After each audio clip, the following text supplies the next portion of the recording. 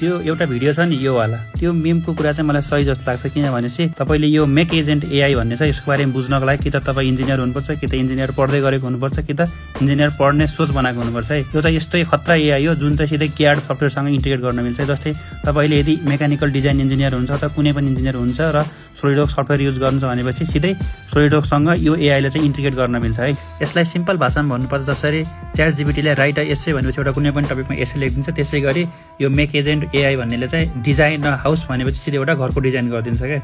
यो एआईले चाहिँ सिधै 3D फाइल नै जेनेरेट गरिदिन्छ। यसमा चाहिँ अरू केही पनि गर्नु पर्दैन। यो सँगसँगै जस्तै हामीलाई एसेम्ब्ली गर्नुपर्ने मानम कुनै बोल्टलाई केहीसँग कनेक्ट गर्नु पर्यो भनेपछि त्यही एसेम्ब्लीमा गएर design a part that connects the bolt with this part भनेपछि त्यो बोल्टलाई कुनै पनि पार्टसँग कनेक्ट गर्नको लागि एउटा क्याड डिजाइन गरिदिन्छ। त्यो डिजाइन चाहिँ यसरी गर्छ कि त्यो डिजाइनसँग रिलेटेड चाहिँ मार्केटमा कुनै पार्ट्स पाइन्छ पाइँदैन त्यसको बारेमा सर्च गर्छ। यदि पाइन्छ भनेपछि चाहिँ कति पैसा पाइन्छ त्यो पनि निकालिदिन्छ र त्यसको वेट कति छ त्यो पनि निकालिदिन्छ, त्यसको मेटेरियल्स पनि के हो त्यो सबै कुरा निकालिदिन्छ, एकैचोटिका निकालिन्छ। त्यसले गर्दाखेरि हाम्रो प्रोसेस डिजाइन प्रोसेस चाहिँ एकदम छिटो र छरितो हुन्छ। यो एआई चाहिँ अहिलेसम्म लन्च भएको छैन।